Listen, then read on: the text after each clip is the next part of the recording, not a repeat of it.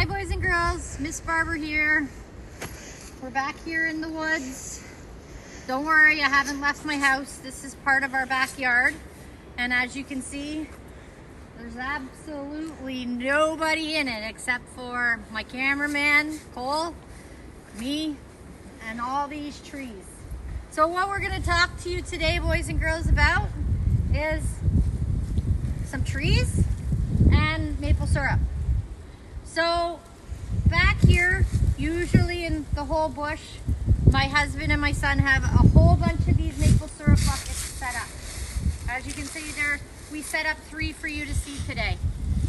Except in maple syrup season, the entire bush have buckets hanging off all of the hardwood maple trees. They're maple trees, boys and girls. That's the only type of tree that will give you sap to make maple syrup. So over here, cameraman, if you want to point at the this tree over here, it's a softwood tree, it's a pine tree. Those type of trees, boys and girls, they don't give you maple syrup. They don't give you too much, maybe pulp and paper, but besides that, some firewood that's not very good to burn. It burns down pretty quick. This is the kind of wood you want to also burn. If my cameraman wants to come step forward here, we're going to show you the bucket. So usually when we can't collect the maple syrup, you open up the lid. Right here it's called a spile. That's drilled into the tree, and that's where the sap will drip out like a tap, and it drips out into the bucket. A few weeks ago I was out here and we collected buckets. They were full right up to here. I could barely get the bucket off the hook to pour it into my other bucket to put it into the great big water tank that we take up to the sugar shack. So sometimes you're going to have 1 bucket on a tree. Sometimes you're going to have 2 buckets or 3 buckets on one tree, and all these buckets could be full when you come to collect your sap. So this is our forest, and it's full of maple trees, and again, the softwood trees, which are more of a pine tree. Those die quicker, and we're trying to actually build up our maple trees because the hardwood trees and the maple trees are a better resource. I'm going to take you up to the sugar shack now. We're going to go for a little hike. So if you want to come with Mrs. Barber, let's go.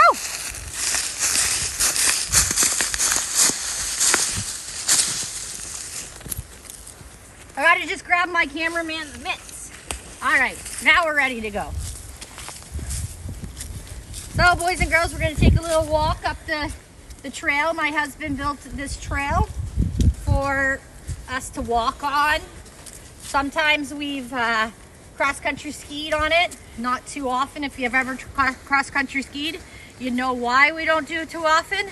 Miss Barber's not in the greatest shape to be cross-country skiing, let me tell you. So we'll take walks out here. We'll bring the dogs out. My son will ride his motorbike out here. Dirt bike is what he likes to call it. And we'll just hang out in the forest sometimes. Go for walks. We're gonna take a nice long walk up here to the sugar shack. At this pace, we're never gonna make it, boys and girls. Wait, I hope you feel like you're with me right now.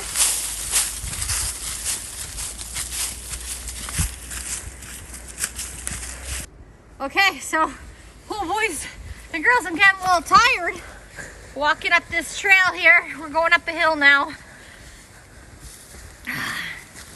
Anyways, up at top of this hill, you're gonna see, we're gonna show you a preview of what's to come. If we don't get back to school, which I hope we get back to school soon, and I know you do too, but it's not quite time of the year yet to do this, but soon it will be. Once the buds come on the trees and it gets a little bit hotter out, our beehives over here will start to come alive, and you're going to see lots of bees, and we're going to go over how to do some beekeeping. But that's for another another day, boys and girls. Come with me. We're going to head up to the sugar shack now. Oh, you wouldn't believe we got to go up another hill, boys and girls.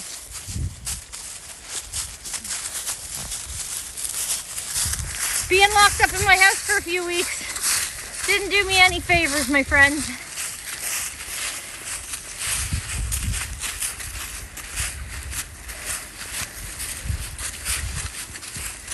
Ay, ay, ay. Hope you're enjoying the walk, boys and girls, because I'm doing all the work.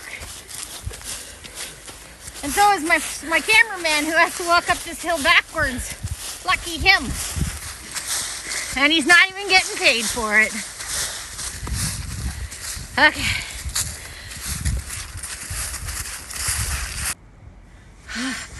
Boys and girls, I don't think I'm ever going to make it up to the sugar shack. My cameraman might have to take this over. Okay, so my cameraman's gonna swing around here and he's gonna show the sugar shack. We've come up to the sugar shack now.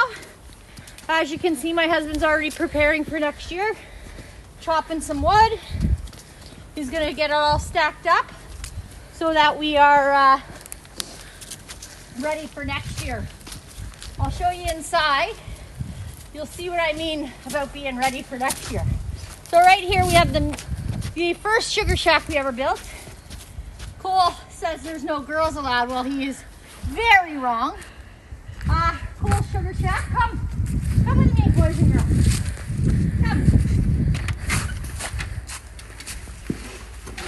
Come on in. So boys and girls, this is the sugar shack. This is called an evaporator. And this is called an evaporator.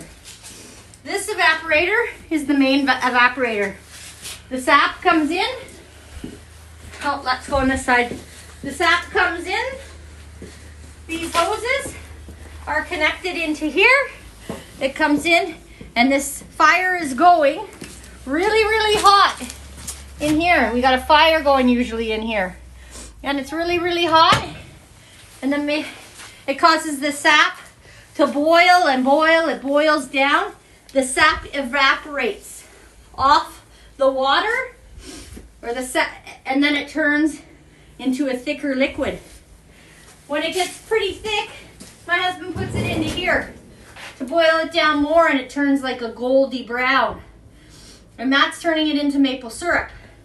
And I'm going to show you where he finishes it, because I believe it's in there. Over here, boys and girls, usually this is stacked full of wood, right to here, stacked full. But we've gone through it making our maple syrup this season. So we got all those logs you saw outside are going to be chopped up into firewood and stacked there. These are all the buckets that are usually around in the forest, and the lids. And then we got over here, we've got, just a second, we've got over here, boys and girls, this is where my husband takes all the maple syrup that we just boiled in there, and as it gets thicker, we put it in here. And this is called the finishing pan. So the maple syrup that's pretty much finished goes in here to be bottled, because it has to be bottled at a certain temperature so it doesn't mold or get bad. So this is called the finishing pan, and this is where my husband does all the bottling. This is the enclosed part of the sugar shack, so that we're warm, or he's warm when he's doing it. So this is the sugar shack, and this is my video for this week. Next week we'll be back and we'll talk about something else on the farm. Who knows? Maybe we'll talk about the chickens or the pigs or the dogs, or I'll come up with something brilliant. You know me, boys and girls. Anyways, you have yourselves a great week and keep working on our Google Classroom, and we'll see you next week.